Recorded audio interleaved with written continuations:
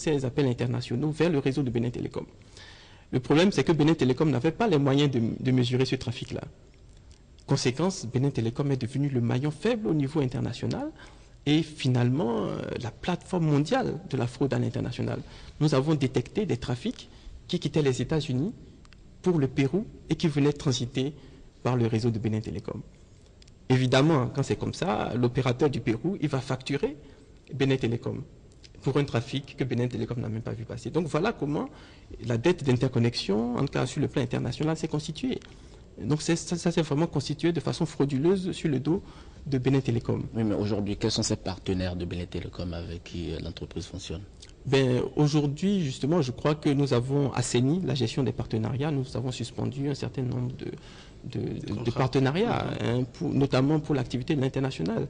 Tout à l'heure, je crois que nous allons y venir pour expliquer réellement comment est-ce que nous avons combattu tout cela.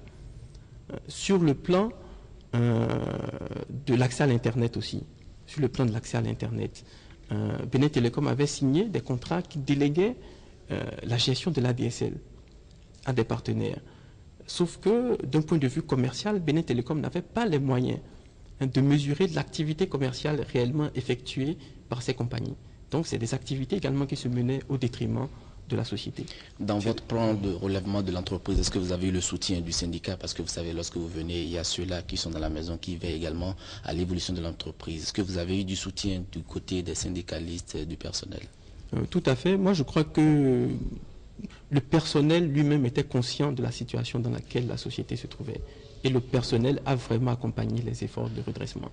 Je voudrais saluer également ici les syndicats, les syndicalistes. Moi, j'ai trouvé en eux des soutiens, puisque toutes les réformes dont je parle, on les a menées ensemble. Ils m'ont beaucoup aidé, et puisque, comme vous l'avez dit, je venais de l'étranger, donc c'est eux également qui m'ont aidé à appréhender certains aspects de la gestion de la société. Donc, très rapidement, vous avez évoqué des ruptures de contrats, des contrats que vous avez dû résilier. Est-ce qu'il y avait des opérateurs économiques nationaux? Parce qu'on sait que Benin Telecom est en contentieux avec un certain nombre d'opérateurs nationaux. Mais écoutez, la plupart des contentieux ne résultent pas des contrats que nous avons résiliés. Nous avons résilié les contrats en prenant les garanties juridiques. Et moi, je voudrais dire que même si c'est un opérateur économique national, ça ne veut pas dire qu'il doit pouvoir vivre sur le dos d'une société. Benin Telecom, c'est également une société qui emploie des milliers de personnes et nous devons veiller à ce que l'avenir de ceux-là qui sont dans la société soit garanti. Donc, moi je dis, rien ne justifie le fait que des activités se mènent et que Benin Telecom ne gagne rien dedans.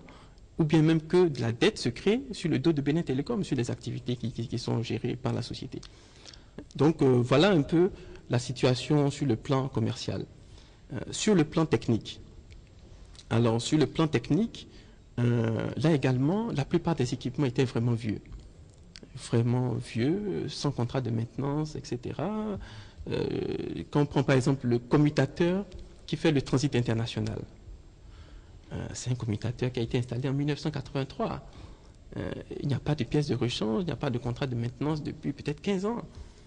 Le commutateur central de Cotonou qui gère 60% du trafic des abonnés de la téléphonie fixe est installé depuis 1993. Il n'y a pas de contrat de maintenance, il n'y a pas de pièces de rechange. Des équipements vieillots, alors que la technologie en matière de télécommunication évolue de manière foudroyante. Exactement. Donc, on a été confronté à ce problème-là. C'est que les équipements étaient vraiment vieux et il faut beaucoup d'investissements en réalité pour rénover réellement les réseaux de Benin Telecom. On peut comprendre ce vieillissement des équipements alors qu'en même temps on parle d'endettement. À quoi aura servi toute cette dette? Mais écoutez, moi je vais vous donner quelques exemples. Ne me demandez pas de tout expliquer puisque je n'étais pas là non plus. Moi, ce que j'ai vu, c'est qu'il y a eu des investissements non pertinents qui ont été faits. Des investissements qu'il ne fallait pas faire. Par exemple, il y a des cabines téléphoniques qui ont été achetées. Si vous voyez même les cabines vertes qui traînent aujourd'hui dans les magasins de Benin Telecom ou dans des rues qui ne servent à rien, ça a été acheté à des milliards. Ça n'a rien rapporté à la société. Dans le cadre du projet Titan, vous voyez, il y a des VSAT qui avaient été achetés à plus de 20 milliards. Ça n'a jamais rien apporté à la société. C'est des équipements de transmission? Des équipements de transmission. Donc, c'est des équipements de transmission par satellite. Donc, voilà un peu des investissements qui ont été faits en réalité du temps de l'OPT. Quand on parle de dette de Benin Telecom, en fait, c'est des prêts, des investissements qui avaient été faits du temps de l'OPT et dont Benin Telecom a hérité à la création. Oui, mais aujourd'hui, vous passez 4 années à la tête de l'entreprise après avoir mis en branle votre réforme, votre stratégie donc, de redressement de l'entreprise. Est-ce que vous êtes satisfait du niveau de l'entreprise aujourd'hui? Tout à fait. Et je vais vous dire point par point ce qui a été fait. Donc, je vais prendre les mêmes plans.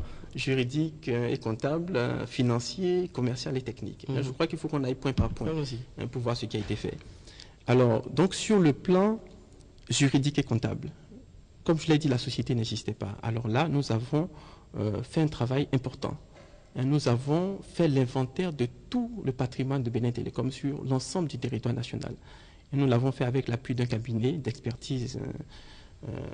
Et ce travail a été fait. Nous avons identifié tout le patrimoine. Nous avons travaillé avec nos collègues de la Poste pour séparer le patrimoine de la Poste et le patrimoine de Benin Telecom. Il y a eu un conseil d'administration conjoint qui a permis de clarifier la situation, de régler les derniers problèmes litigieux. Parce que vous savez, lorsqu'on veut séparer des frères siamois, il y a toujours quelqu'un qui veut prendre l'intestin, l'autre qui veut prendre l'estomac, etc. Donc finalement, le conseil d'administration a tranché sur les points litigieux. Finalement, aujourd'hui, c'est clair. On sait ce qui est dans Benin Telecom. Partant de là, nous avons fait le bilan d'ouverture de la société. C'est-à-dire, nous avons identifié l'actif et le passif de départ. On était dans les années 2008-2009, mais le bilan d'ouverture, nous l'avons fait de façon rétroactive au 1er janvier 2005. Donc, partant de là, nous avons établi les états financiers 2005, les états financiers 2006, 2007, 2008, 2009. Tous ces états financiers, nous les avons arrêtés l'année dernière, en 2010. Donc c'est un travail colossal qui a été fait, c'est un travail finalement qui a duré 3 ans. Et d'ailleurs, je tiens vraiment à remercier toutes les équipes de Benin Telecom qui ont travaillé dans ce projet-là, notamment les équipes de la direction financière et comptable. Il faut souligner aussi le rôle des administrateurs, parce que les administrateurs ont été fortement sollicités. On faisait des conseils d'administration parfois 3 à 4 fois par semaine. Les commissaires aux comptes ont été fortement sollicités. Je crois que les commissaires aux comptes ont dû travailler dans le cadre de Benin Telecom peut-être plus de 20 fois que ce qu'ils ont l'habitude de faire. Donc je voudrais vraiment remercier tous ces acteurs importants qui ont permis de régulariser la situation juridique et comptable de Benin Telecom. Alors ça, c'est le premier niveau. Au niveau financier, qu'est-ce qui a été fait? Comme je l'ai dit, Benin Telecom a hérité d'une situation d'endettement, de surendettement, qui faisait que la société ne pouvait pas fonctionner. Comme je l'ai fait remarquer tout à l'heure, en réalité, les dettes dont on parle, ce sont des dettes de l'OPT. Donc, lorsqu'on a fait la régularisation juridique et comptable, on s'est dit que pour donner une chance de survie à Benin Telecom, il ne fallait pas transférer toute cette dette à Benin Telecom. Donc, il y a une partie de la dette finalement qui a été conservée dans les livres de l'OPT. Il y a un liquidateur qui a été désigné pour traiter cette dette-là, donc rembourser les créanciers, etc. Et finalement, la dette de Benin Telecom s'est donc retrouvée allégée. Il s'est retrouvé à quel niveau? Bon, à une 50aine de milliards.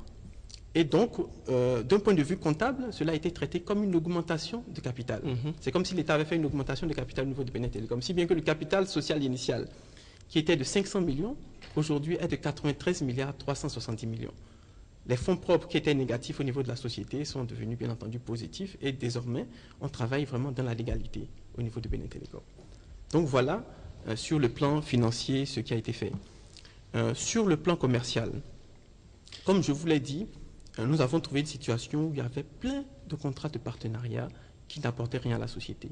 Et bien là, nous avons presque systématiquement interrompu tous ces contrats de partenariat.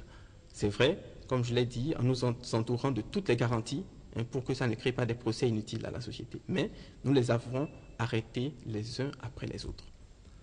Sur le plan du trafic international, parce que ça c'est vraiment important, sur le plan du trafic international, nous avons mené une lutte véritable.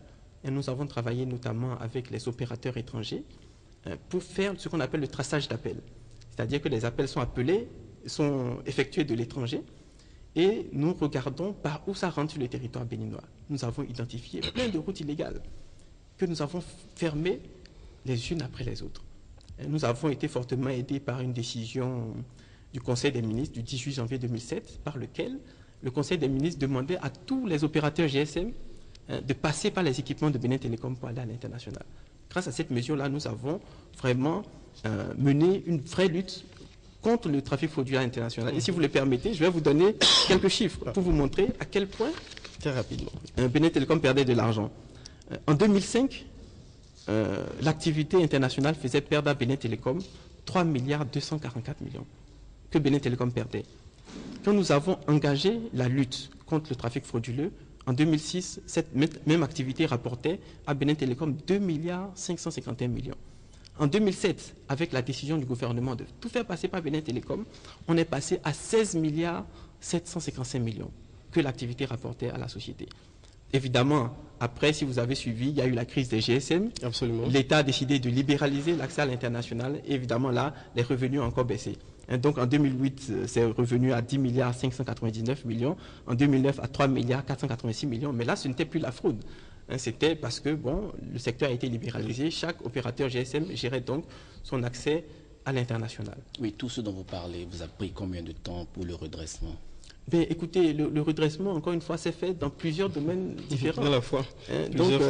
Donc, quand je vous ai dit, sur le plan juridique et comptable, ça a pris 3 ans. Sur le plan de la lutte contre le trafic frauduleux international, bon là, c'était assez rapide parce que c'est l'un des premiers chantiers que j'ai engagé quand je suis arrivé. Je rappelle que j'étais DGA en 2006, et cumulativement directeur de l'international. Donc, c'était vraiment l'un de mes principaux dossiers quand je suis arrivé. Donc tout ça s'est fait au fur et à mesure. Mais justement, à propos de l'international, je ne vous arrête pas.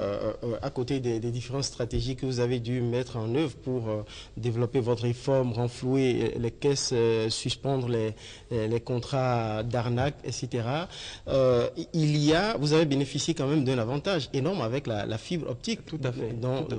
Que Benin Telecom possédait et qui, tout à fait, visiblement, vous a beaucoup renfloué également. Tout à fait. C'est vraiment une infrastructure de l'international extrêmement importante, la fibre optique. Il faut dire que ceux qui ont fait cette fibre optique, ils ont été des visionnaires. Et il faut saluer les anciens directeurs généraux de la société. On ne peut pas tout leur reprocher.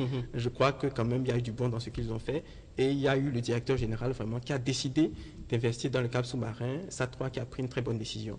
Sauf que le câble sous-marin SAT3, malheureusement, n'avait pas été bien exploité avant 2007. Qu'est-ce que vous en avez fait? Comme je l'ai dit, le câble sous-marin, en fait, existait depuis les années 2002-2003. Et c'est vraiment en 2007 que nous avons engagé une offensive vers l'international. Et nous avons fait vraiment de Benin Telecom un hub sous-régional en matière de fourniture, de transmission, du service de transmission de données aux autres opérateurs. Nous avons signé des contrats au Nigeria, au Togo, au Burkina Faso, au Niger. Et je peux vous donner les chiffres. C'est une sorte de grand carrefour de fourniture. De grand carrefour de fourniture, et ça a rapporté de l'argent à la société. Bon, vous allez dire que j'aime beaucoup les chiffres, peut-être que c'est parce que... ça justifie ce que vous faites. Oui, et parce que j'ai un passé de mathématicien aussi, j'ai commencé par les mathématiques, donc c'est vrai que j'aime beaucoup les chiffres, mais je crois que c'est les chiffres qui parlent et ça montre réellement les efforts qu'on fait. Alors qu'est-ce que ça vous a rapporté, ces contrats à l'international avec la fibre optique? En 2007, l'activité du câble sous-marin SAT3 rapportait 421 millions à la société. Seulement, j'allais dire. 421, dites seulement. Mais à partir de 2008, quand nous avons engagé justement l'offensive à l'international, en 2008, ça rapportait 3 milliards 16 millions à la société. En 2009, ça rapportait 8 milliards 604 millions à la société. C'est allé crescendo. En 2010, ça rapportait 9 milliards 565 millions à la société. Avec des partenaires dans la sous-région. Voilà. Donc en 3 ans, cette offensive internationale a quand même rapporté 21 milliards à la société. C'est dessous là, mais on dirait que vous négligez ce câble-là parce qu'on sait aujourd'hui les pannes qu'il y a avec ce câble-là. Qu'est-ce qui se passe en réalité? 2 fois déjà. Ce qui vous apporte assez d'argent, vous négligez ça? Écoutez, ce n'est pas de la négligence. C'est vraiment pas de la négligence et je suis le premier à être désolé des pannes qui sont survenues sur le câble sous-marin SAT3. Si vous permettez, vous êtes désolé. Les Béninois aussi. On va écouter un certain nombre de ressentiments des Béninois qu'on a rencontrés.